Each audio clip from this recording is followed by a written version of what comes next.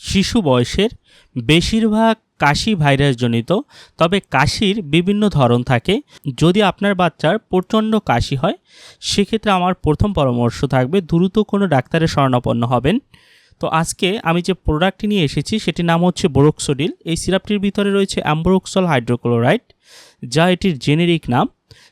এই সিরাপটি বয়স্ক থেকে শুরু করে বাচ্চারাও খেতে পারবে এবং বাচ্চাদের ক্ষেত্রে এই অ্যাম্বরোক্সল গ্রুপের সিরাপগুলো খুব ভালো কাজ করে থাকে।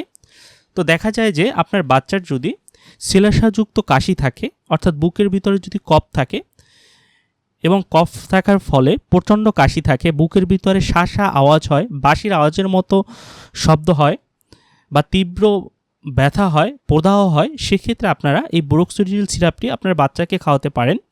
তো এই সিরাপটি কিভাবে বাচ্চাকে খাওয়াবেন সেটি আপনাদেরকে আমি বলে দিচ্ছি। যে সকল বাচ্চার বয়স 0 থেকে শুরু করে 2 বছর পর্যন্ত, অর্থাৎ 0 থেকে 2 বছর পর্যন্ত, তারা দৈনিক 0.5 মিলি করে 1.25 মিলি পর্যন্ত দিনে 2 বার দেওয়া যেতে পারে বয়সের অনুপাতে। অর্থাৎ 0 থেকে 2 বছর পর্যন্ত 0.5 মিলি করে 1.25 মিলি পর্যন্ত দৈনিক 2 বার দেওয়া যেতে পারে। আর যাদের বয়স 2 বছরের উপরে তাদের ক্ষেত্রে আধা চামচ করে রোজ 3 বার বা 2 বার দেওয়া যেতে পারে, সর্বোচ্চ 2 চামচ পর্যন্ত দেওয়া যেতে পারে দৈনিক 2 থেকে 3 বার। তো এই বোরক্সোডিল সিরাপটি এটি স্ট্রবেরি স্বাদযুক্ত, স্ট্রবেরি ফ্লেভারের।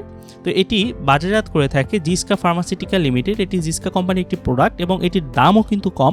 এটির মূল্য হচ্ছে 40 টাকা। আপনার 40 টাকায় যে কোনো ফার্মেসির দোকান থেকে ক্রয় করতে পারবেন। তো এটির কী পার্শ্ব প্রতিক্রিয়া রয়েছে, এর পার্শ্ব প্রতিক্রিয়ার ভিতরে রয়েছে পেটে ব্যথা হতে পারে বা পেটে ভার ভার বোধ হতে পারে।